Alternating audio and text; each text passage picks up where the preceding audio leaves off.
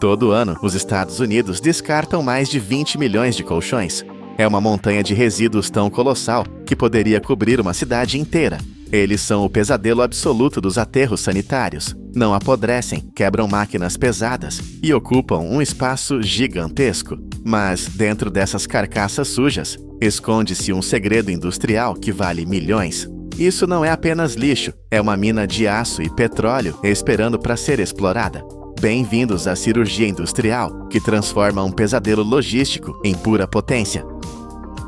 Para entender por que isso é um desafio tão grande, precisamos olhar para o que estamos destruindo. Antigamente, um colchão era algo simples.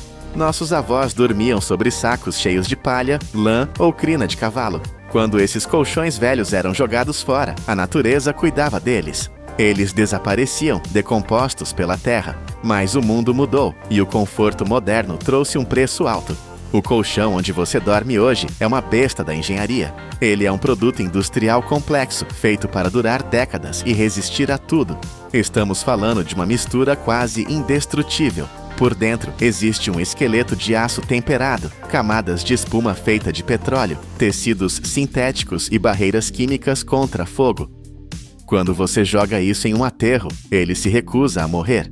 Ele não amassa, ele não quebra. Um único colchão ocupa o mesmo espaço que dezenas de sacos de lixo compactados. Pior ainda, as molas de aço se soltam e se enrolam nos eixos dos tratores, como cobras metálicas, destruindo equipamentos que custam fortunas. As cidades estavam perdendo essa batalha. Os aterros estavam lotados. Algo precisava mudar. E a mudança veio não por escolha, mas pela força da lei e do dinheiro. Novas regras obrigaram os fabricantes a assumir a responsabilidade, transformando o descarte em uma missão de resgate. Assim nasceu uma indústria invisível, onde o objetivo não é construir, mas desmontar com uma eficiência brutal. A escala dessa operação é de cair o queixo. A jornada de um colchão reciclado começa muito longe da fábrica. Ela começa em hotéis de luxo, dormitórios de universidades, hospitais e na sua casa. Imagine um grande hotel renovando seus quartos, ou uma universidade esvaziando um prédio inteiro de estudantes. Em uma única semana, milhares de colchões são arrancados desses lugares, criando um tsunami de material que precisa ir para algum lugar. Caminhões gigantes projetados especificamente para carregar o máximo de volume possível cruzam as estradas carregando essas torres de espuma e metal. Quando eles chegam às plantas de reciclagem, a visão é impressionante. Pátios inteiros são preenchidos com pilhas de colchões que tocam o céu. Algumas fábricas recebem milhares deles todos os dias. Para um observador comum, isso parece uma montanha de lixo caótica. Mas para os engenheiros da planta, isso não é caos. Isso é estoque. Isso é dinheiro esperando para ser liberado. As empilhadeiras correm de um lado para o outro, organizando a entrada desse fluxo interminável. Se a linha de produção parar, as pilhas crescem tão rápido que podem engolir o pátio inteiro. É uma corrida contra o tempo para transformar esse volume assustador em ordem. Dentro do galpão, você percebe que isso é diferente de qualquer outra reciclagem. Não há trituradores cegos engolindo tudo de uma vez. A reciclagem de colchões é uma cirurgia. É um processo manual, intenso e incrivelmente rápido. O som dominante é o de tecido sendo rasgado com força. Trabalhadores, parecendo cirurgiões industriais, com suas proteções de segurança, puxam os colchões para mesas de trabalho. O primeiro passo é o corte. Usando ferramentas afiadas, eles fatiam o tecido externo. É como descascar uma fruta gigante. Com um movimento preciso, a pele do colchão é removida. Imediatamente, o interior é exposto. Camadas coloridas de espuma amarela e azul, mantas de algodão branco e fibras sintéticas se espalham para fora. Aqui, a habilidade humana é insubstituível. Mãos rápidas separam os materiais em segundos. A espuma vai para um lado, o tecido para outro, o algodão para um terceiro. Um trabalhador experiente pode desmontar um colchão complexo em poucos minutos. É uma dança coordenada de destruição. Não há desperdício de movimento. Eles precisam ser rápidos, porque a esteira nunca para de trazer mais. E no final dessa dissecação, resta o prêmio principal, o núcleo da besta, a estrutura de aço, nua e brilhante, pronta para a fase mais pesada. O aço é o rei dessa operação. Ele representa até 70% do peso de um colchão. É aqui que o lixo vira um ativo valioso no mercado global de commodities. As armações de molas são estruturas rígidas e difíceis de manusear, mas as máquinas da fábrica não têm piedade. Em algumas plantas, tesouras hidráulicas poderosas entram em ação. Com uma força capaz de cortar ferro como se fosse papel, elas picam as estruturas de aço em pedaços menores. O som do metal se partindo ecoa pelo galpão. Em seguida, esse aço solto é jogado em prensas compactadoras gigantes. Você ouve o gemido do metal sendo esmagado sob toneladas de pressão. O que antes era uma estrutura volumosa de molas, agora é transformado em um cubo denso e pesado de sucata pura. Esses blocos de aço são enviados diretamente para fundições. Lá, eles enfrentarão o inferno. Eles serão derretidos e purificados, voltando à vida como metal líquido. Esse mesmo aço que sustentou o sono de alguém por 10 anos pode renascer como a viga de um novo prédio, uma peça de motor de carro ou até mesmo um novo colchão. Ao recuperar esse metal, evitamos a mineração de centenas de milhares de toneladas de minério virgem da Terra. É um ciclo perfeito de força e renovação. Mas o que fazer com a parte macia? A espuma e as fibras feitas de petróleo são um desafio diferente. Se deixadas no ambiente, elas durariam para sempre. Mas aqui, elas ganham uma segunda chance surpreendente. A espuma recolhida é jogada em trituradores industriais vorazes. Lâminas rotativas transformam grandes blocos macios em uma chuva de pequenos flocos coloridos. Esses flocos são então comprimidos sob alta pressão para criar um novo material super denso. O destino dessa espuma reciclada é fascinante. O que antes era macio demais para dormir, agora se torna resistente o suficiente para aguentar pisões. Essa espuma vira a base para carpetes em escritórios, isolamento acústico em paredes ou aqueles tapetes grossos e absorventes em academias de luta e ginástica. O impacto de um atleta caindo no chão é absorvido pelo mesmo material que antes absorvia o peso de um corpo dormindo. Até o tecido e o algodão encontram novos caminhos, virando filtros industriais ou isolamento térmico. Nada é desperdiçado. O petróleo que extraímos do solo continua em uso, em vez de poluir o planeta. A eficiência dessas fábricas é de deixar qualquer um admirado. O objetivo aqui é ambicioso: recuperar entre 80% e 90% de cada colchão que entra pela porta. Quase nada sobra para o aterro. É uma máquina bem oleada de economia circular. Empilhadeiras zunem sem parar, carregando fardos de aço e espuma para os caminhões de saída. Sistemas de rastreamento digital contam cada quilo recuperado. Isso não é apenas bom para o planeta. É um negócio sério que movimenta muito dinheiro.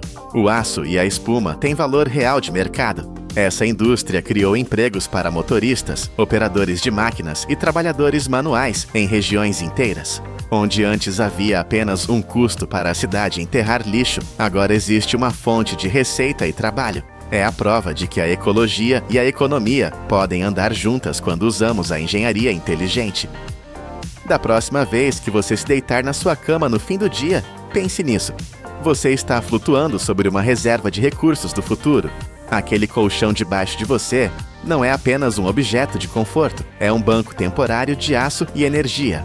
Um dia, quando ele ficar velho, ele não vai morrer esquecido em um buraco na terra. Ele será resgatado.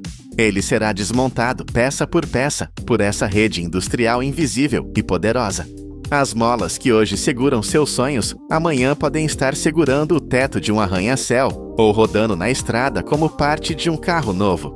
O que a maioria vê como lixo incômodo, a indústria transformou em um ciclo infinito de valor. É o triunfo da engenhosidade humana sobre o desperdício. Neste objeto, não há revestimento de ouro, nem diamantes incrustados na superfície. É apenas um conjunto de folhas agrícolas secas, enroladas umas sobre as outras. No entanto, um único exemplar desta obra pode ser vendido por milhares de dólares e, em casos raros e exclusivos, atingir preços na casa dos milhões. O segredo? Uma estatística invisível. Para criar uma única unidade autêntica, são necessários 600 pares de mãos humanas e 5 anos de espera. Bem-vindos ao mundo onde o tempo se transforma em fumaça. Para entender o valor real deste produto, precisamos primeiro olhar para o mapa global e apagar o que pensávamos saber. Durante décadas, a ilha de Cuba foi considerada o solo sagrado, o único lugar onde o tabaco atingia a perfeição. Mas a geografia do luxo mudou drasticamente. Hoje, o título de gigante mundial da exportação pertence à República Dominicana. Estamos falando de uma produção anual colossal que excede 250 milhões de unidades. A razão para essa mudança tectônica não é apenas política ou comercial, é uma obsessão pela qualidade. Marcas modernas elevaram a arte de enrolar a mão a um nível de precisão que desafia a engenharia. Mas, independentemente de onde é feito, seja na tradição cubana ou nas fábricas modernas dominicanas, este ainda é um produto que carrega um peso biológico real. É crucial entender que, embora muitas vezes sejam confundidos com cigarros comuns, a realidade química é brutalmente diferente. Uma única unidade pode conter de 10 a 20 vezes mais nicotina do que um cigarro convencional. As toxinas são absorvidas diretamente pela mucosa da boca, mesmo sem a inalação profunda, criando um caminho direto para o vício e aumentando o risco de danos graves à laringe e ao esôfago. A fumaça é mais densa, mais pesada e carrega consequências sérias. No entanto, antes que este produto se torne um perigo para a saúde ou um símbolo de status milionário, ele começa sua jornada de uma forma incrivelmente frágil e pequena. A criação de um prêmio de luxo não começa com máquinas barulhentas, mas com o silêncio de um laboratório agrícola. Tudo se origina de sementes menores que a cabeça de um alfinete. Estas sementes microscópicas são selecionadas com rigor genético e semeadas em bandejas de solo estéril, onde a vida começa sob proteção total.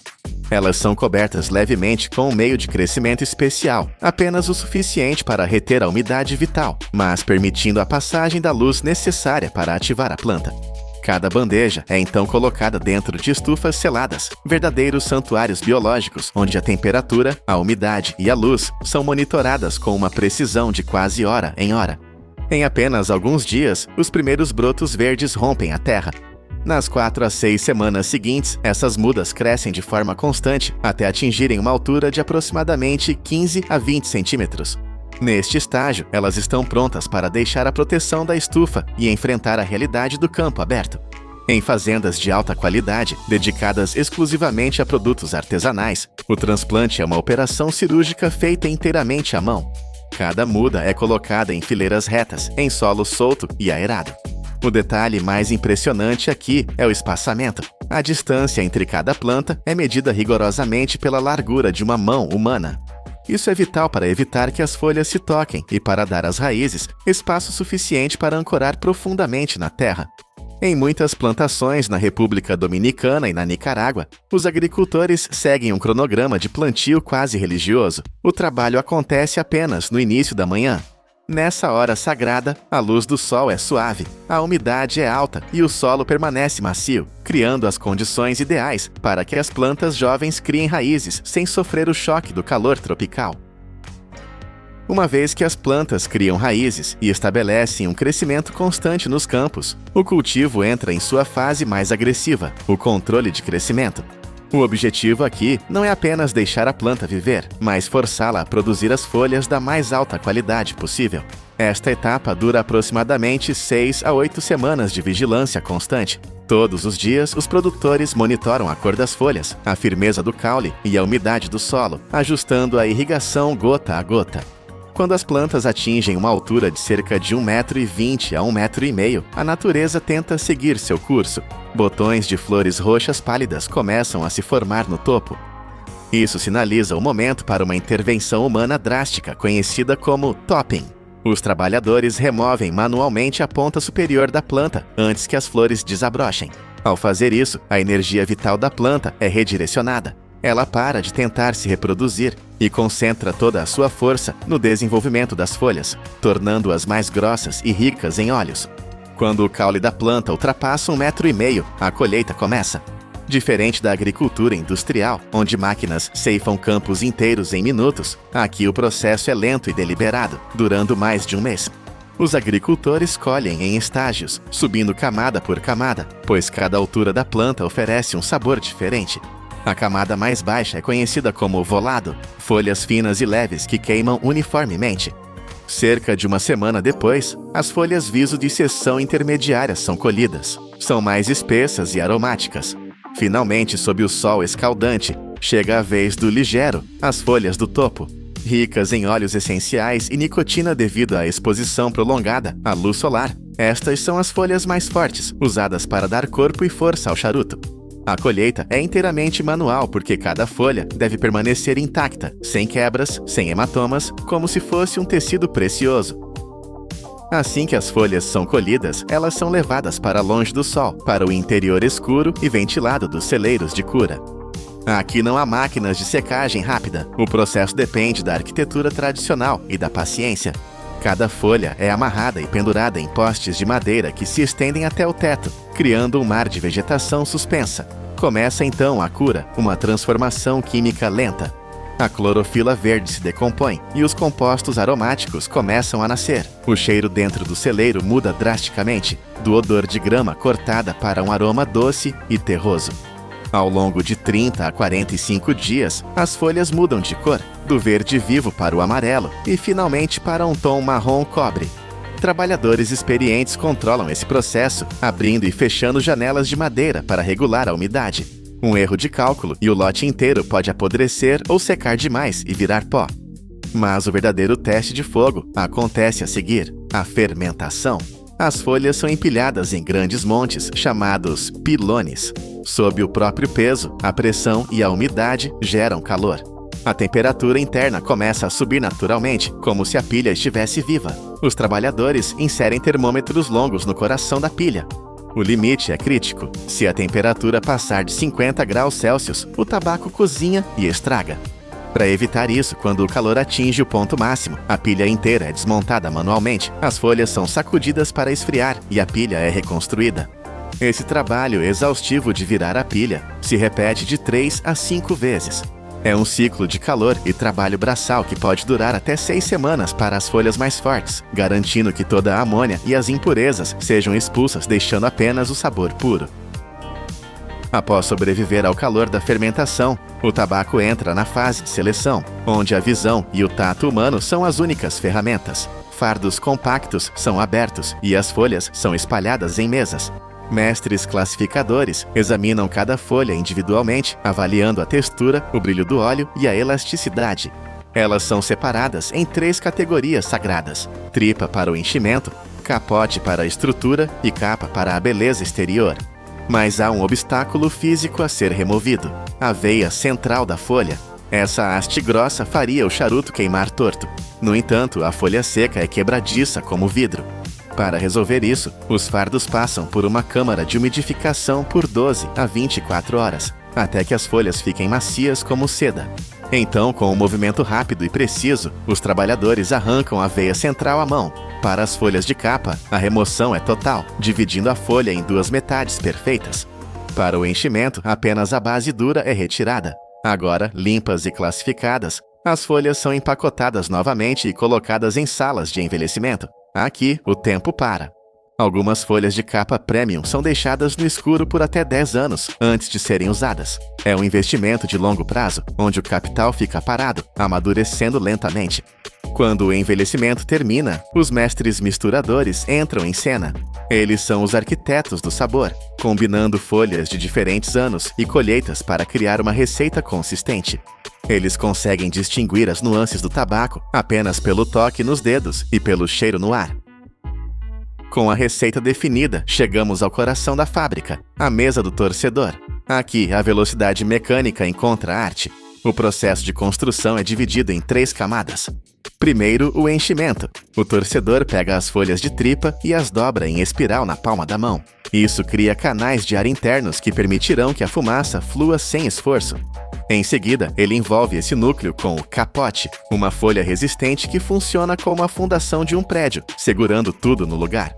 O charuto bruto é então colocado em um molde de madeira com ranhuras cilíndricas e prensado por dezenas de minutos para fixar a forma perfeita. Mas a mágica acontece na etapa final, a aplicação da capa. O torcedor retira o charuto do molde e seleciona a folha mais perfeita, elástica e sem veias. Com uma faca curva chamada chaveta, ele recorta a folha e começa a enrolá-la. É uma operação que exige tensão perfeita. Aperte demais e o charuto não fuma. Deixe solto demais e ele se desfaz. O objetivo é fazer com que as emendas da folha desapareçam, criando uma superfície lisa e contínua.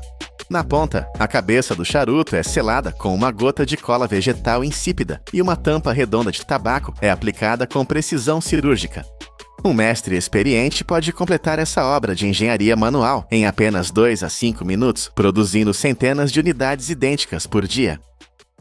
Mesmo depois de pronto, o charuto não pode sair da fábrica. Ele deve passar por um controle de qualidade implacável.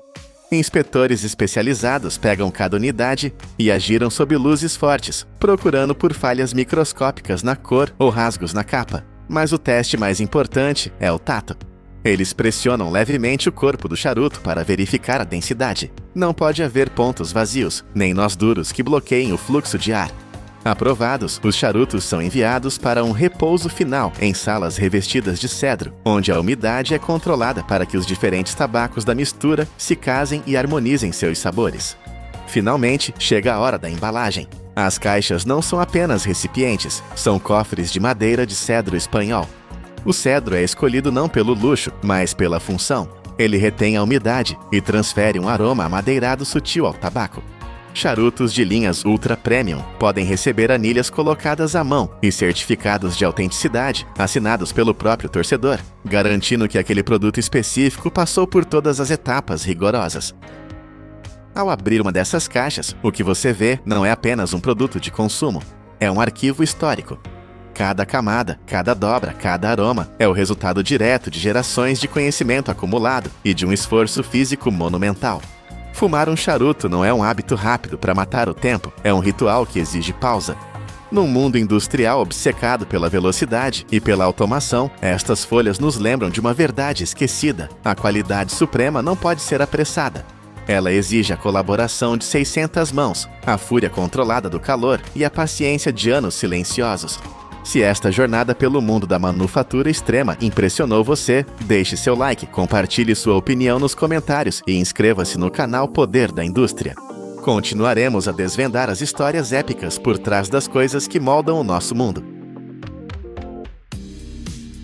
Imagine a previsão meteorológica mais insana de sempre: céu nublado com possibilidade de chuva de ratos mortos recheados com comprimidos. Não é um filme de ficção, mas um plano governamental real para salvar a Flórida de um colapso total. Para deter um exército de pitões birmanesas que engolem veados inteiros, as autoridades consideram o bombardeamento aéreo de roedores tóxicos. Em Guam, isto funcionou. Mas por que razão este remédio pode acabar por matar as últimas 120 panteras nativas do planeta? Para compreender a urgência deste plano radical, temos de olhar para a escala monstruosa do inimigo que se esconde sob a superfície dos pântanos. Os Everglades, uma das zonas úmidas mais vitais da América, estão a ser sufocados por uma invasão biológica sem precedentes. A população de pitões birmanesas cresceu para números que desafiam a contagem, com estimativas a apontar para dezenas de milhares destas criaturas camufladas na vegetação densa. Não estamos a falar de simples répteis. Os adultos desta espécie são verdadeiras máquinas biológicas de predação, atingindo comprimentos de quase 5 metros e pesando cerca de 75 quilogramas de puro músculo constritor. O corpo destes animais funciona como uma meia de borracha infinitamente elástica, capaz de distender-se para acomodar presas maciças. As autópsias realizadas nestes invasores revelaram conteúdos estomacais aterrorizantes, jacarés adultos digeridos e veados de cauda branca engolidos inteiros, com cascos e chifres intactos. A fome destes predadores é tão absoluta que em certas áreas dos Everglades, a população de mamíferos nativos, como guaxinins e gambás, colapsou em mais de 90%. Os métodos atuais de controle humano parecem brincadeira de crianças contra esta maré viva. O famoso Desafio Python, uma caçada anual organizada pelo Estado, consegue remover apenas entre 100 e 200 cobras por ano. Desde o ano de 2017, os agentes estatais eliminaram pouco mais de 10 mil espécimes. Pode parecer muito, mas estatisticamente é apenas uma gota num oceano verde infestado. A situação atingiu um ponto crítico que exige uma intervenção à escala industrial, algo que vá muito além da caça manual. e atinja o coração reprodutivo da população invasora. É neste cenário de desespero total que os gestores ambientais olham para o passado, para uma operação quase militar, realizada numa pequena ilha no meio do Oceano Pacífico. A história transporta-nos para a ilha de Guam, um território que outrora foi um paraíso sonoro, vibrante com o canto de dezenas de espécies de aves tropicais. Mas, em meados do século XX, um passageiro clandestino chegou à ilha escondido em equipamento militar. A cobra arbórea castanha. O que se seguiu foi o silêncio. Sem predadores naturais e com um apetite voraz, estas cobras multiplicaram-se a uma velocidade aterrorizante, atingindo densidades populacionais nunca vistas em nenhum outro lugar da Terra. 5.000 cobras por cada 4 milhas quadradas de selva. O impacto foi catastrófico e imediato. 12 espécies de aves deixaram de se reproduzir localmente, e 8 espécies viram as suas populações reduzidas em 90%. A ilha ficou muda. A cultura local, as lendas e as canções ligadas às aves desapareceram. Mas a devastação não foi apenas ecológica, foi uma crise infraestrutural. Com a sua necessidade constante de escalar em busca de presas, as cobras confundiam frequentemente as linhas de alta tensão com ramos de árvores. O resultado foram cerca de 200 apagões elétricos totais por ano, mergulhando a ilha na escuridão repetidamente e causando prejuízos econômicos diretos estimados em 4.500.000 dólares anuais. Foi então que a ciência contra-atacou com uma descoberta peculiar e inesperada. O paracetamol, o ingrediente ativo comum que tomamos para dores de cabeça, revelou-se fatal para estas cobras. Uma dose de apenas 80 miligramas, 3 onças de substância, é suficiente para neutralizar um indivíduo médio. A solução logística foi digna de um filme de guerra. Ratos mortos implantados com o comprimido e equipados com pequenos paraquedas de cartão foram lançados de helicópteros sobre a copa das árvores. Os resultados foram inegáveis.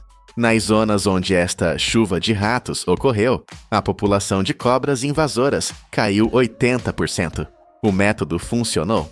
A praga foi controlada pela química e pela gravidade, inspirando a Flórida a considerar a mesma arma. A mecânica por trás deste cavalo de Troia biológico é fascinante na sua simplicidade brutal. O paracetamol interfere na capacidade do sangue da cobra de transportar oxigênio, levando a uma falência orgânica rápida e irreversível. Para a Flórida, o plano estratégico não visa primariamente os gigantes de 5 metros que já dominam o topo da cadeia alimentar, mas sim a base da pirâmide, as pitões jovens. Estes espécimes juvenis, que ainda medem até 2 metros de comprimento, têm uma dieta baseada em pequenos roedores e, crucialmente, passam muito tempo nas árvores, tal como as suas primas invasoras de Guam. A estratégia é cortar o ciclo de vida pela raiz, eliminar os jovens antes que se tornem os monstros reprodutores que dominam o pântano. Se as autoridades conseguissem saturar a floresta com iscas suficientes, a teoria diz que a próxima geração de pitões seria dizimada. Imagine a logística: milhões de ratos congelados, cada um carregando a sua carga tóxica de 80 miligramas, seriam dispersos por aeronaves numa grelha precisa sobre as áreas mais inacessíveis e densas dos Everglades. Parece o plano perfeito de erradicação em massa, uma solução cirúrgica para um problema gigantesco. Contudo, há uma diferença fundamental entre uma ilha isolada no Pacífico e uma península continental conectada a uma das redes ecológicas mais complexas da América do Norte. Em Guam, a biodiversidade já tinha sido varrida pelas cobras. Na Flórida, a floresta ainda está cheia de bocas famintas que não são o alvo, mas que podem tornar-se as vítimas colaterais desta guerra química. Aqui reside o perigo mortal e invisível da operação. O paracetamol não é uma arma inteligente, ele não escolhe quem o consome. Na biologia da maioria dos mamíferos, este composto é processado pelo fígado e, em doses elevadas, torna-se extremamente tóxico, causando necrose hepática aguda. Os Everglades não são um laboratório estéril, são um banquete competitivo onde a comida é escassa. Guaxinins e gambás, cujas populações já foram dizimadas em 90% pela predação das pitões, seriam os primeiros a encontrar estas iscas gratuitas caídas do céu. Um guaxinim não recusaria uma refeição fácil que não oferece resistência, e ao ingerir o rato tratado, assinaria a sua própria sentença de morte, sofrendo danos nos órgãos internos e redução das taxas de sobrevivência. Mas o risco escala para níveis trágicos quando olhamos para o topo da cadeia alimentar nativa. A pantera da Flórida é um dos felinos mais ameaçados e raros do mundo. Restam apenas entre 120 e 230 indivíduos na natureza. Estes majestosos predadores são oportunistas. Se encontrarem uma carcaça fresca num ramo ou na relva, irão alimentar-se sem hesitação. A ingestão de ratos envenenados por uma única pantera representaria um golpe devastador para a diversidade genética da espécie, empurrando-a ainda mais para a extinção. E o raio de destruição estende-se até aos quintais das casas que bordejam os pântanos. Para um gato doméstico que vagueia perto das zonas de conservação, a margem de erro é inexistente.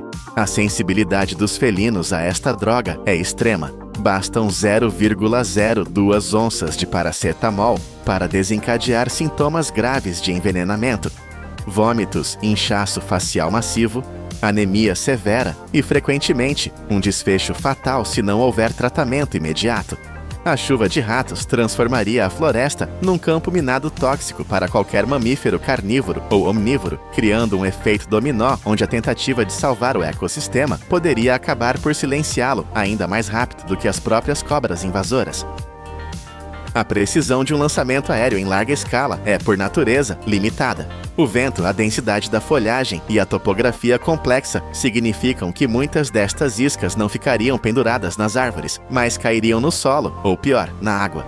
Os Everglades são, essencialmente, um mundo aquático, um rio de erva. Se os ratos caírem nos rios, lagos e pântanos, o veneno entra no domínio aquático. Peixes predadores e outras criaturas subaquáticas engoliriam as iscas, introduzindo o paracetamol na cadeia alimentar subaquática, com consequências desconhecidas. Mas talvez a maior ironia trágica deste plano seja o fogo amigo contra os próprios aliados na luta contra as pitões. A cobra índigo oriental, uma espécie nativa e protegida, é imune ao veneno de outras cobras e é conhecida por predar pitões jovens. Ela é uma das poucas defesas naturais que a Flórida tem. No entanto, a cobra índigo também consome roedores. Ao comer um rato armadilhado, este aliado crucial morreria, removendo uma barreira biológica natural contra a invasão. O mesmo destino aguarda as cascavéis locais, cujas populações também seriam atingidas. Além disso, existe o risco insidioso de envenenamento secundário. Aves de rapina, como águias, falcões e corujas, podem não morrer imediatamente ao comer um único rato, mas quando levam essa presa contaminada para o ninho, alimentam as suas crias. Os pintos, com os seus fígados subdesenvolvidos e massa corporal minúscula, têm uma tolerância muito menor às toxinas. O resultado seria ninhos silenciosos, repetindo o pesadelo de Guam, mas desta vez causado pela mão humana e não pelas cobras. Esta não é a primeira vez que a humanidade tenta jogar a ser Deus com o controle de pragas, e o histórico global é repleto de avisos severos e dilemas éticos. Na Austrália, o uso do veneno conhecido como 1080 para controlar raposas e gatos selvagens gerou uma controvérsia feroz. Embora tenha ajudado a recuperar populações de pequenos marsupiais, como o quokka e o wallaby, em certas regiões, o custo foi a morte agonizante de espécies não-alvo. Águias audazes e lagartos monitores sofreram envenenamentos acidentais ao consumir as iscas ou as carcaças, levantando questões sobre se é aceitável sacrificar alguns animais nativos para salvar outros. A ciência tentou ir ainda mais longe com a modificação genética. A empresa biotecnológica Oxitec libertou milhões de mosquitos geneticamente modificados no Brasil e na Flórida, programados com um gene de autodestruição para combater a dengue e o vírus Zika.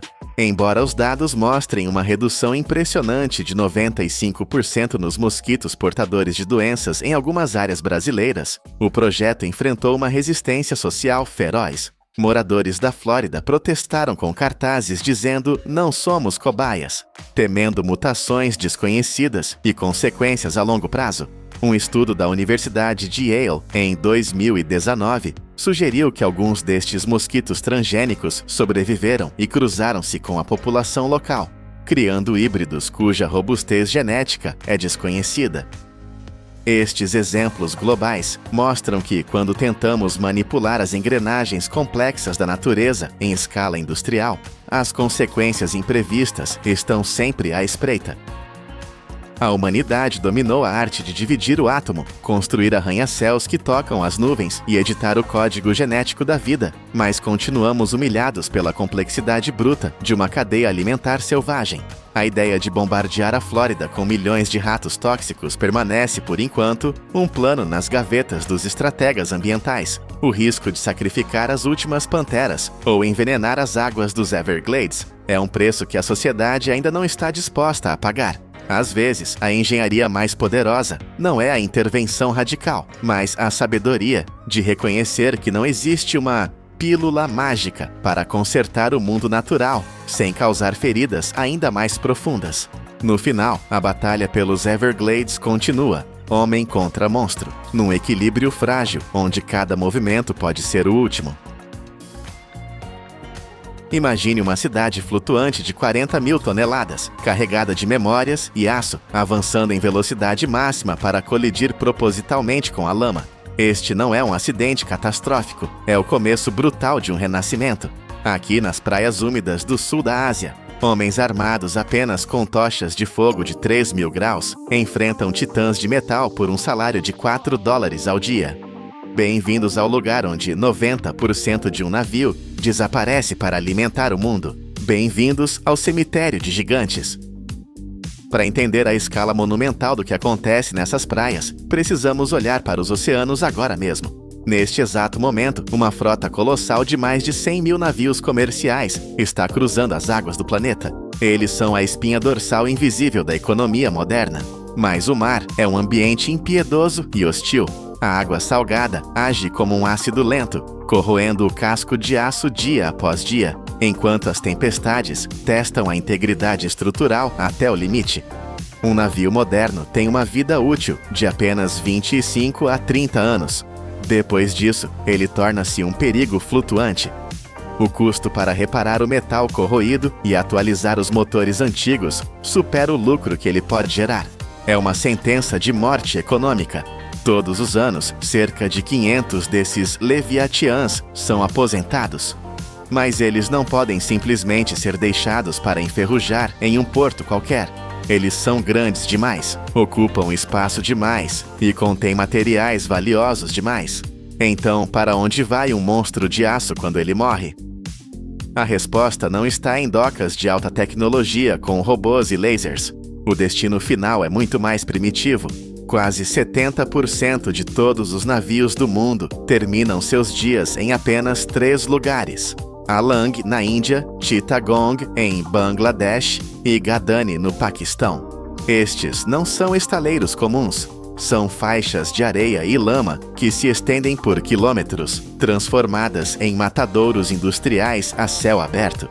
Aqui, a tecnologia de ponta da engenharia naval encontra métodos de trabalho que pouco mudaram em um século.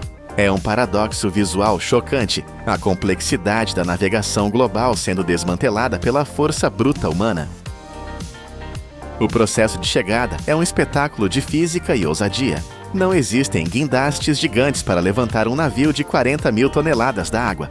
Em vez disso, a indústria usa a força mais poderosa e gratuita disponível na Terra, a maré. A operação é chamada de beaching, ou encalhe intencional. É uma manobra de alto risco que exige precisão cirúrgica. O capitão e a equipe de rebocadores esperam pela maré mais alta do mês, o momento exato em que o oceano incha e oferece a profundidade máxima. É uma janela de oportunidade minúscula. Com os motores rugindo ou sendo puxados por rebocadores potentes, o navio é apontado diretamente para a praia. A inércia de uma massa de aço desse tamanho é aterrorizante. O navio avança rasgando a água, até que o fundo do casco atinge a areia, com um som surdo e vibrante que faz o solo tremer. Ele desliza, arrastando toneladas de lama, até parar definitivamente.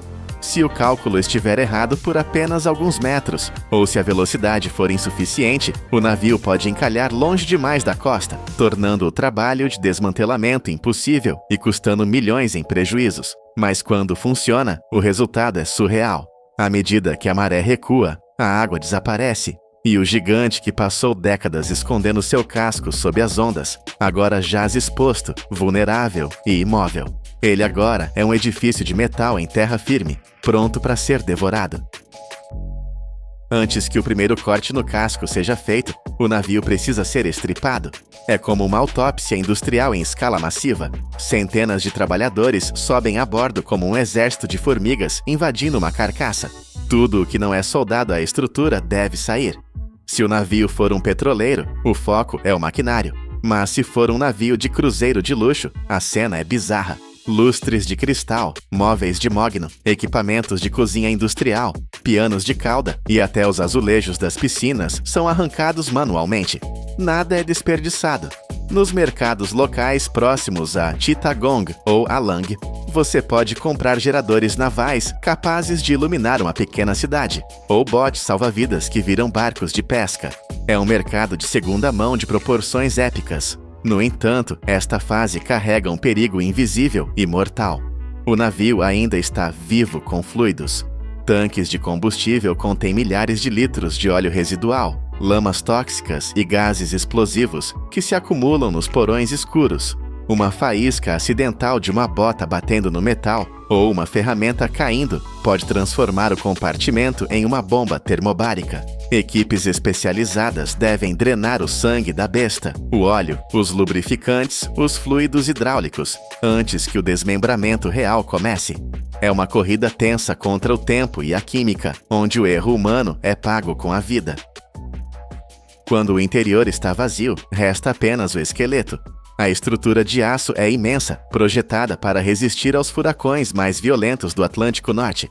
Como você destrói algo feito para ser indestrutível? A resposta é fogo e gravidade. O método usado é brutalmente simples e eficaz. Trabalhadores, muitas vezes sem equipamentos de segurança avançados, escalam as laterais do casco com maçaricos de oxiacetileno e propano. A chama azul e laranja atinge temperaturas superiores a 3.000 graus Celsius. O aço, por mais espesso que seja, não tem chance. Ele derrete como manteiga quente, mas eles não cortam o navio em pequenos pedaços lá em cima. Eles usam a guilhotina da gravidade. Eles cortam enormes seções verticais, blocos de aço do tamanho de prédios de 3 andares, pesando centenas de toneladas. O corte é planejado para que a última ligação de metal ceda no momento certo. Quando essa peça gigantesca se solta, ela cai na areia da praia, com um estrondo que imita um terremoto, levantando nuvens de poeira e ferrugem. É uma visão de poder industrial puro. Uma vez no chão, tratores e guinchos arrastam essas placas colossais para a zona seca, onde são fatiadas novamente em pedaços menores, prontos para o transporte. O navio encolhe dia após dia, comido da proa à popa, até que não reste nada além da memória. Por trás dessa coreografia de destruição, existe um custo humano que não pode ser ignorado. A força motriz dessa indústria não é a eletricidade ou o combustível, mas o músculo humano. Homens migram de vilarejos distantes para trabalhar nessas praias, atraídos pela necessidade. Eles trabalham turnos de 12 a 16 horas sob um sol implacável, respirando a fumaça tóxica do metal queimado e a poeira do isolamento. O salário, muitas vezes menos de $4 por dia. O perigo está em toda parte. Placas de aço podem cair de forma imprevisível. Cabos de aço sob tensão podem arrebentar como chicotes mortais. E há o inimigo silencioso, o amianto. Usado por décadas como isolante térmico em navios antigos, o amianto se solta no ar quando o navio é rasgado. Inalar suas fibras microscópicas é uma sentença de morte lenta, causando danos pulmonares irreversíveis anos depois que o trabalhador deixou a praia. Desde a década de 1960, milhares de acidentes graves foram registrados, mas os números reais se perdem na informalidade do trabalho. É um contraste brutal. O aço recuperado vai construir arranha-céus modernos e pontes seguras em metrópoles ricas, enquanto os homens que o colheram vivem em barracos improvisados sem saneamento básico. Apesar da brutalidade e da sujeira, o desmantelamento de navios realiza um milagre econômico e ambiental essencial. Olhe para os números. Um único navio de carga pode render 25 mil toneladas de aço de alta qualidade. Um superpetroleiro ou um navio de cruzeiro pode exceder 40 mil toneladas. Se tivéssemos que extrair todo esse metal da terra, teríamos que minerar, triturar e processar toneladas de minério de ferro virgem, consumindo quantidades astronômicas de energia. Ao reciclar o aço dos navios, economizamos 70% da energia necessária para produzir aço novo. As emissões de carbono despencam. O metal cortado na praia é carregado em caminhões e levado para fornos elétricos a arco. Lá, ele é derretido novamente, transformando-se em lava líquida laranja brilhante, purificado de suas memórias marítimas. Ele renasce como vergalhões de construção, vigas para pontes ou chapas para automóveis. O cobre dos quilômetros de fiação elétrica volta para a rede de energia.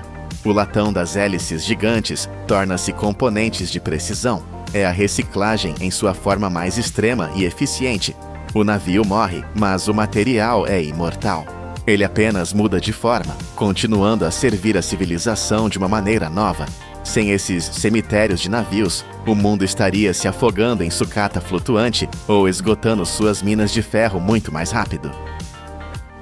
No entanto, nem todos os gigantes podem descansar nessas praias. Existem embarcações que carregam segredos tão perigosos que o método de encalhe seria um crime global. Os submarinos nucleares.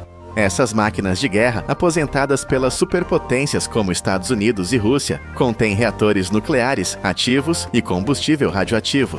Desmantelar um desses não leva meses, leva décadas. Eles exigem docas secas estéreis, robôs controlados remotamente e orçamentos de milhões de dólares apenas para remover o núcleo do reator com segurança. Um erro aqui não causa apenas um incêndio, causa um desastre radiológico. A diferença entre desmantelar um cargueiro em uma praia de Bangladesh e um submarino nuclear em uma doca naval destaca a divisão do mundo. A reciclagem suja e rápida para o comércio, e a reciclagem limpa e lenta para a tecnologia militar. Mas as leis estão mudando. Novas regulamentações internacionais estão pressionando para que todos os navios sejam tratados com mais dignidade ambiental, movendo a indústria lentamente para longe das praias lamacentas e para docas de concreto controladas. O futuro promete ser mais limpo, mas também muito mais caro. No final do dia, quando o sol se põe sobre a baía de Alang, a silhueta do navio que chegou pela manhã já mudou. Ele está menor, mais quebrado, desaparecendo pedaço por pedaço. Aquela estrutura que enfrentou ondas de 20 metros e transportou a riqueza das nações não existe mais. Mas não houve desperdício. O aço daquele casco agora flui para as cidades em crescimento da Ásia e do mundo. Ele está nas fundações do prédio onde você trabalha, no carro que você dirige, ou talvez até na estrutura de um novo navio, sendo construído em um estaleiro do outro lado do mundo. O ciclo se fecha perfeitamente. O fim de uma máquina magnífica não é uma tragédia, é uma transformação necessária. O aço é paciente. Ele espera no fogo, espera na forma de um navio e espera na areia da praia, pronto para servir a humanidade mais uma vez, em uma forma mais durável, mais forte e silenciosa. O gigante morreu. Vida longa ao gigante. Imagine dirigir por uma estrada suspensa, a uma altura quase 2 vezes maior que a da Torre Eiffel. Você está tão alto que seu carro não apenas passa sobre o rio, ele atravessa literalmente as nuvens. Esta é a realidade vertiginosa da Ponte Huajiang, inaugurada em setembro de 2025, que quebrou o recorde mundial com um tabuleiro flutuando a 625 metros de altura. Mas a loucura não para na altitude. Bem no topo de uma das torres de sustentação, engenheiros construíram um café de vidro pairando sobre o abismo. Bem-vindos à fronteira final da engenharia, onde o impossível se torna concreto. Para entender por que a humanidade decidiu desafiar a gravidade dessa maneira, precisamos olhar para baixo, para o pesadelo geográfico onde tudo começou. Estamos na província de Guizhou, no oeste da China, uma terra que parece ter sido amassada por mãos gigantes. Mais de 92% desta região é coberta por montanhas afiadas e planaltos implacáveis. 8 grandes rios rasgam a paisagem. criando vales tão profundos que durante séculos isolaram milhões de pessoas do resto do mundo. Aqui, o transporte não é apenas difícil, é uma batalha constante contra a natureza. A missão era construir a Via Expressa Liuji-Anlong, uma artéria vital para conectar comunidades esquecidas. Mas no caminho estava o desfiladeiro Huajiang, cortado pelo rio Beipan. Os engenheiros se depararam com um dilema brutal. Eles tinham duas opções e ambas pareciam terríveis. A primeira, construir a estrada em uma rota mais suave, mas isso exigiria colocar a ponte perigosamente perto do pico da montanha, onde os ventos são assassinos. A segunda opção, descer a ponte para uma altura menor. Parece mais seguro, certo? Errado. Isso forçaria a estrada a passar por uma série de encostas instáveis e túneis longos, aumentando drasticamente o risco de deslizamentos e acidentes. Foi uma escolha entre o fogo e a frigideira. No final, eles escolheram o desafio supremo: elevar a estrutura para a Zona da Morte, a 2.050 pés, ou 625 metros de altura. Mas a altura era apenas metade do problema. O desfiladeiro tem a forma de um V gigantesco, criando um vão livre de mais de 1.400 metros entre os penhascos. Nesta escala monstruosa, as regras normais da engenharia param de funcionar. A ponte de viga rígida mais alta do mundo colapsaria sob o próprio peso. A ponte em arco mais longa não alcançaria o outro lado. Até mesmo as maiores pontes estaiadas não teriam força muscular suficiente para cruzar esse vazio. Só restava uma solução: uma ponte pêncil de vão ultralongo, uma fita de aço e concreto pendurada no céu. A teoria é simples: levante duas torres, jogue dois cabos e pendure a estrada. Mas na prática, quando se está construindo uma estrutura da altura do edifício mais alto do mundo, em um terreno que rejeita a presença humana, nada é simples. Antes de podermos tocar o céu, precisávamos garantir que a ponte não fosse arrancada da terra. A fundação apresentou o primeiro desafio mortal. O solo aqui não é sólido, é rocha desgastada, cheia de rachaduras invisíveis e águas subterrâneas traiçoeiras. Um erro de cálculo aqui, e a torre poderia deslizar para o abismo. A resposta dos engenheiros foi força bruta, combinada com precisão cirúrgica. Eles cravaram 24 estacas de concreto maciço profundamente no ventre da terra, reforçadas com aço projetado para resistir a terremotos. Eles não apenas construíram sobre a rocha, eles costuraram a torre na montanha. Mais uma ponte pêncil vive e morre por suas âncoras. Pense nelas como os músculos que seguram a corda em um cabo de guerra titânico. Essas âncoras precisam suportar a tensão de milhares de toneladas, puxando constantemente para o centro do vale. No lado de Zhenfeng, a solução foi massa pura. Eles construíram uma âncora de gravidade.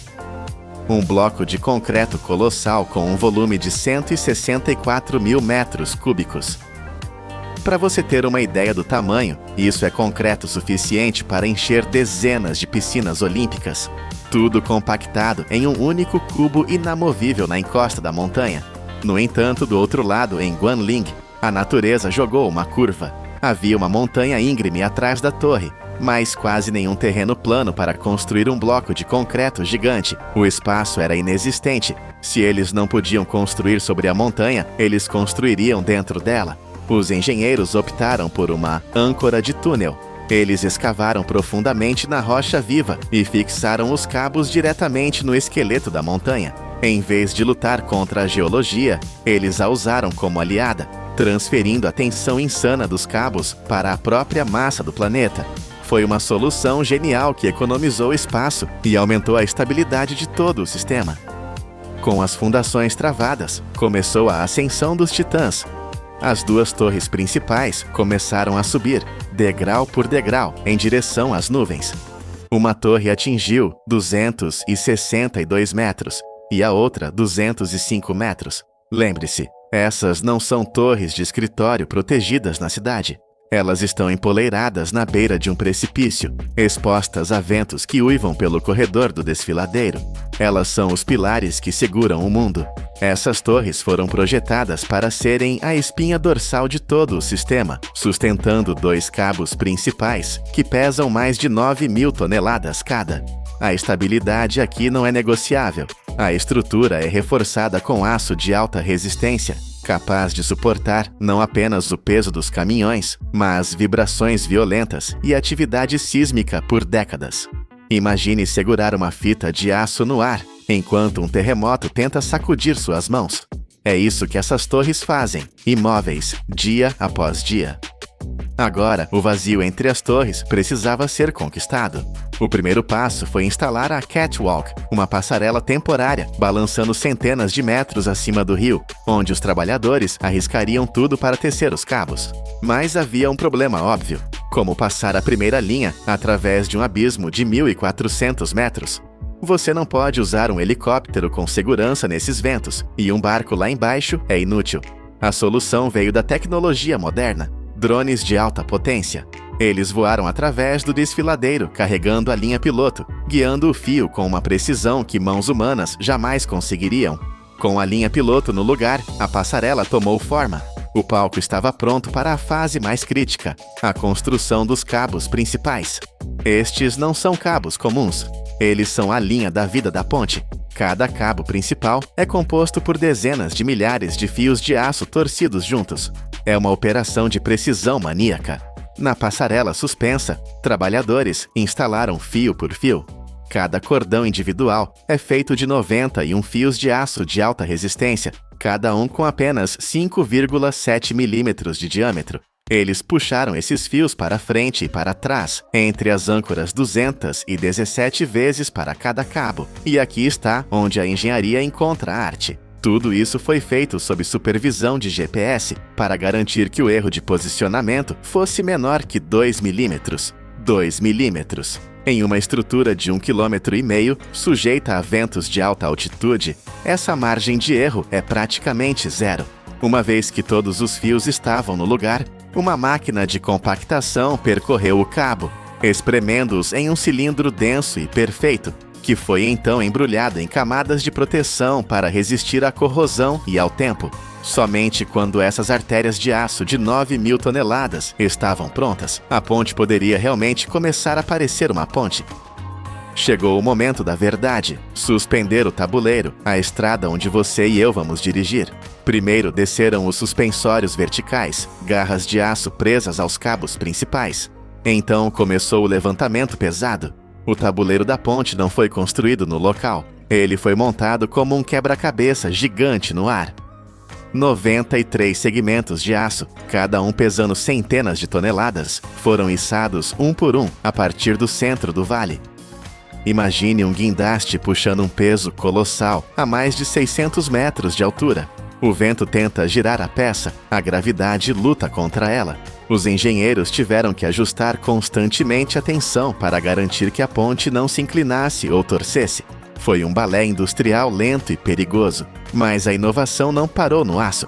A construção da ponte Huajiang exigiu uma quantidade alucinante de concreto: 439 mil metros cúbicos.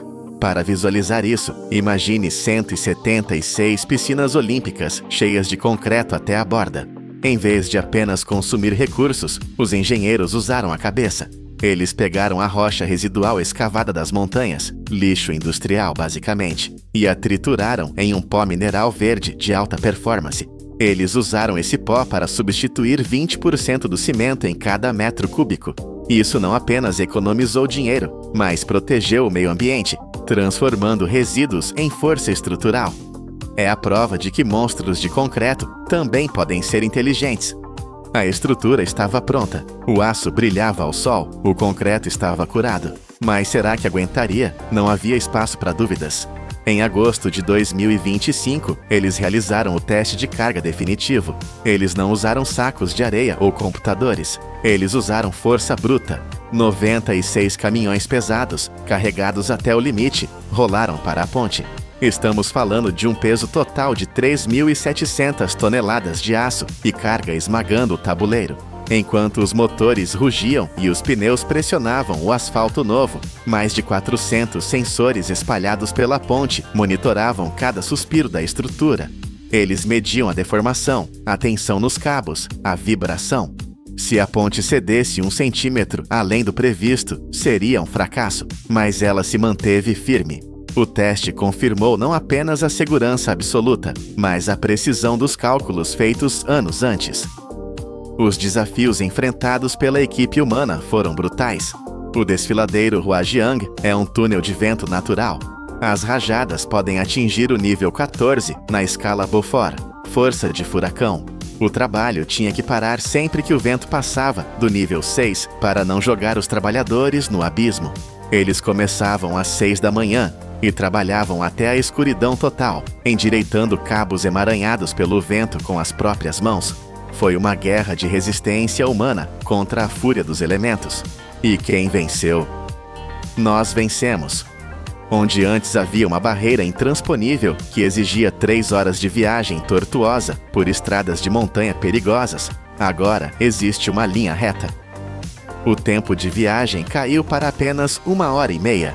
A ponte conectou a Via Expressa G56, abrindo rotas comerciais vitais entre a China e o Sudeste Asiático, trazendo empregos e turismo para uma região que antes era esquecida pelo tempo. E assim voltamos ao topo, àquele café nas nuvens a 625 metros de altura. Imagine-se lá, segurando uma xícara de café, olhando para baixo através do piso de vidro, vendo o rio como um fio prateado a mais de meio quilômetro de distância. A ponte Huajiang é mais do que 439 mil metros cúbicos de concreto, ou 9 mil toneladas de cabos de aço. É a prova física de que não existe impossível quando a ambição humana encontra a precisão da engenharia. O que era um abismo mortal é agora uma varanda com vista para o futuro. Da poeira das explosões à suavidade do asfalto, transformamos o caos da natureza em uma linha perfeita de ordem. Isso é o poder da indústria. Imagine 15 grandes pirâmides de Gizé, não feitas de pedra, mas preenchidas até o topo com um lodo tóxico e negro. Nos últimos 10 anos, 198 milhões de libras de petróleo foram derramadas nos nossos oceanos. Quando o navio MT Solar 1 afundou, levando consigo uma carga mortal, a humanidade descobriu uma verdade aterrorizante. Nossas tecnologias de bilhões de dólares falharam. A salvação não veio de robôs futuristas, mas do lixo que jogamos fora. Como o cabelo humano e a casca de coco humilharam a engenharia moderna. Bem-vindos ao poder da indústria. Para entender o peso dessa crise, precisamos olhar para o abismo. Era 11 de agosto de 2006. O petroleiro MT Solar 1, carregado pela Petron Corporation, navegava pelas águas das Filipinas. Mas ele carregava mais do que combustível. Carregava uma bomba relógio ambiental. Devido à idade avançada e ao peso excessivo, o gigante de aço sucumbiu. Ele mergulhou 3.000 pés para a escuridão do fundo do mar. O impacto foi devastador. O navio liberou 550 mil galões de óleo bunker. Não estamos falando de gasolina comum que evapora. O óleo bunker é espesso, pesado, um veneno viscoso usado em navios industriais. Para visualizar isso, imagine 840 piscinas de quintal cheias de alcatrão líquido. Esse volume colossal transformou o paraíso da ilha de Guimaras em um inferno negro. Esta ilha, famosa mundialmente por suas mangas doces e praias de areia branca, viu suas águas cristalinas morrerem. A mancha cobriu 3.700 acres de ecossistema. Florestas de mangue, vitais para a vida marinha, foram sufocadas. Recifes de coral, que levaram séculos para crescer, foram transformados em pedra negra da noite para o dia. O desastre atingiu o coração da economia local. 20 mil pescadores acordaram sem trabalho. A água estava tão poluída que a pesca foi proibida. Famílias inteiras perderam tudo. Crianças deixaram a escola porque não havia dinheiro. O turismo que trazia bilhões de pesos evaporou. As Filipinas fizeram o que qualquer nação moderna faria. Ativaram os protocolos de emergência. Trouxeram o que havia de melhor no mercado internacional. Barreiras flutuantes de contenção. Navios com escumadeiras mecânicas. Absorventes industriais. Parecia um exército tecnológico pronto para a guerra, mas houve um problema terrível. O óleo bunker riu dessas tecnologias. Ele era denso demais. Ele não flutuava simplesmente. Ele se aglutinava, colava nas rochas, penetrava na areia e passava por baixo das barreiras. As máquinas ocidentais, projetadas para óleos mais leves, tornaram-se sucata inútil. Além disso, a geografia era um pesadelo. A reserva marinha ficava longe, acessível apenas por estradas estreitas, onde a maquinaria pesada não passava. Não havia navios de limpeza americanos ou europeus por perto. Diante do apocalipse ecológico, com a tecnologia de ponta derrotada, o país teve que tomar uma decisão que parecia uma piada cruel: limpar o oceano com as próprias mãos. Quando o metal e o plástico falharam, a engenharia olhou para a biologia. A solução encontrada foi tão bizarra que o mundo duvidou. Eles decidiram usar cabelo humano. Sim, o mesmo cabelo que varremos do chão das barbearias. De repente, uma mobilização nacional começou.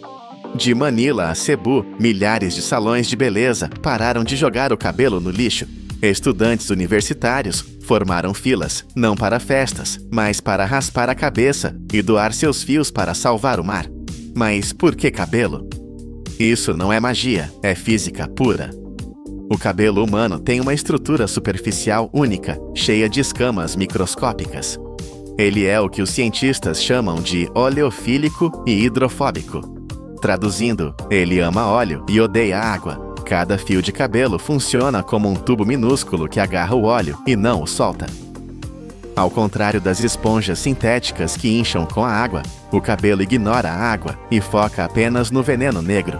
Ele flutua na superfície, absorvendo a mancha tóxica sem parar. A eficácia é assustadora. Um experimento prático feito durante o desastre do Cosco Busan, em São Francisco, provou isso. Descobriram que apenas 1 libra de cabelo pode absorver 1,5 galão de óleo. Em outro teste real, 25 mil libras de cabelo conseguiram sugar 170 mil galões de petróleo bruto. Imagine a cena: redes de nylon cheias de cabelo, estendendo-se por dezenas de metros no oceano, agindo como barreiras vivas que limpam a água. É uma tecnologia orgânica, gratuita e disponível em qualquer lugar onde existam pessoas. No entanto, nem tudo era perfeito. O cabelo tem um defeito grave. Ele demora muito para se decompor na natureza. E havia outro risco. O cabelo moderno vem carregado de tinturas e produtos químicos de salão que poderiam contaminar ainda mais o ecossistema frágil. A humanidade precisava de algo ainda mais puro, mais abundante e totalmente natural. E a natureza, em sua sabedoria infinita, já tinha criado esse material. Ele estava lá, empilhado como lixo nas fazendas, esperando ser descoberto. 17 anos depois, em 2023, o pesadelo voltou. Um navio virou na costa de Bataan com 370 mil galões de combustível industrial. O mar escureceu novamente, mas desta vez não houve pânico por doações de cabelo. A guarda costeira das Filipinas sabia exatamente o que fazer. Eles correram para as fazendas e arrastaram milhares de sacos de cascas de coco secas para a praia. Eles não estavam improvisando. Eles estavam usando a arma secreta da natureza, a fibra de coco, conhecida como coir. Durante décadas, o mundo desperdiçou esse material. As Filipinas, a Indonésia e a Índia produzem montanhas de cocos. Bebemos a água, comemos a carne, usamos a madeira. Mas a casca, 85 a 90% da fibra de coco do mundo era jogada fora ou queimada. A casca representa 35% do peso da fruta e nós a tratávamos como lixo inútil. Um erro gigantesco. A história já nos tinha dado a dica. Na Segunda Guerra Mundial, os exércitos chamavam isso de fibra dourada. Eles usavam coco para fazer redes de camuflagem e coletes salva-vidas, porque descobriram que ele não apodrece na água salgada. A ciência moderna colocou a fibra de coco no microscópio e o que viu foi revolucionário. 45% da sua estrutura é lignina. Lignina é um polímero natural que age como um ímã superpotente para o óleo. É a maior concentração de lignina em qualquer planta do mundo. A estrutura da fibra é cheia de microcapilares, como milhões de canudos invisíveis. Em testes na Tailândia, a fibra de coco absorveu 30 vezes mais óleo do que a palha comum. Na Malásia, provaram que ela pode segurar o óleo por 72 horas, sem soltar uma gota de volta na água. É a solução perfeita. Você joga a fibra no derramamento, ela suga o óleo instantaneamente. Depois você recolhe a rede, espreme o óleo para ser reciclado e pode usar a mesma fibra de novo. É um ciclo infinito. E quando a fibra finalmente se desgasta, ela vira adubo ou biocombustível. É 20 a 30 vezes mais barato que as barreiras de plástico e não polui o mar com microplásticos. De repente, o que era lixo virou ouro. O preço da fibra de coco triplicou. Fábricas surgiram apenas para criar essas barreiras. A ONU declarou oficialmente a fibra de coco como o absorvente de óleo biodegradável mais eficaz que a humanidade possui. Enquanto os agricultores salvam o oceano com coco, os cientistas nos laboratórios mais caros do mundo tentam competir. Nos Estados Unidos, o Laboratório Nacional de Argonne gastou anos e milhões para criar a Oleo Sponge. É uma obra-prima da química. Eles usam um processo chamado síntese de infiltração sequencial para revestir o poliuretano com moléculas que atraem óleo. Essa esponja pode absorver 90 vezes o seu próprio peso em óleo. É impressionante, sem dúvida, mas é complexa, cara, e difícil de fabricar em massa para uma emergência imediata em uma ilha remota. No famoso MIT, engenheiros projetaram o Sea Swarm, um robô futurista movido a energia solar. Ele usa uma esteira de nanofios para lamber o óleo da água, trabalhando sozinho por semanas. A promessa era de um exército de robôs limpando os mares, mas a realidade é dura. 10 anos se passaram e esses robôs ainda não foram vistos em nenhum grande desastre real. A tecnologia é frágil demais para a brutalidade do oceano aberto. No Canadá, foram por outro caminho: força bruta. A empresa Extreme Spill Technology criou navios que parecem tanques de guerra flutuantes. Eles funcionam em ondas de 3 metros e ventos fortes, condições que fariam outros barcos voltarem para o porto. O governo canadense comprou uma frota por 9,5 milhões de dólares. Eles funcionam, sim, mas o custo é astronômico. Estamos comparando navios de milhões de dólares e esponjas de nanotecnologia contra a humilde casca de coco, que custa centavos e cresce nas árvores. É uma lição de humildade para a alta tecnologia. Mas existe um lugar no mundo onde eles não dependem da sorte ou apenas de cocos: a Noruega. Este país rico e verde faz algo que parece loucura. Eles derramam óleo no mar de propósito. Todos os anos, sob controle estrito, eles jogam petróleo real nas águas geladas do norte. Por que fariam isso? Porque a Noruega vive do petróleo. 30% do orçamento do governo vem do ouro negro. Eles sabem que um erro pode destruir sua economia. Eles chamam isso de exercícios Oil on Water. Não é simulação de computador, é realidade. Eles testam seus navios, seus aviões sensores e suas barreiras no pior cenário possível. Ondas gigantes, frio congelante, vento uivante. Até a NASA já participou para testar seus sensores espaciais lá. Graças a essa audácia de treinar com o inimigo real, a Noruega tem a resposta mais rápida e eficiente do mundo. Eles provam que a única maneira de vencer um monstro é treinar lutando contra ele. Mas não se enganem, a guerra está longe de acabar. Os números mostram uma tendência assustadora. Os derramamentos de óleo estão aumentando de novo. Em 2024, 22 milhões de libras de óleo foram para o mar. Os navios estão ficando maiores, carregando mais carga, e as tempestades estão ficando mais violentas. Uma tempestade tropical, hoje, é 15 a 20% mais forte, capaz de partir um navio moderno ao meio. E o pior é o que não vemos. Apenas 20 a 30% do óleo derramado é realmente recolhido. O resto, ele afunda. Ele se esconde na lama do fundo do oceano. Ele fica lá, silencioso, por 10, 20, 40 anos. É uma bomba relógio tóxica. Um recife de coral coberto de óleo pode levar 2 décadas para se recuperar, se é que vai se recuperar. No Brasil, óleo misterioso matou milhares de tartarugas bebês. Na Tailândia, zonas mortas foram criadas onde nenhum peixe sobrevive. O oceano não esquece. Começamos com a imagem de 15 pirâmides de petróleo sufocando nosso planeta. A indústria gasta bilhões prometendo soluções mágicas, robôs e nanotecnologia. Mas a história do MT Solar nos ensinou uma lição que não podemos ignorar. Quando a maré negra chega, destruindo o sustento de milhares e matando ecossistemas inteiros, a tecnologia humana muitas vezes se ajoelha. E quem nos levanta? A própria natureza. A simples fibra de um coco, que considerávamos lixo, tornou-se nosso escudo mais forte.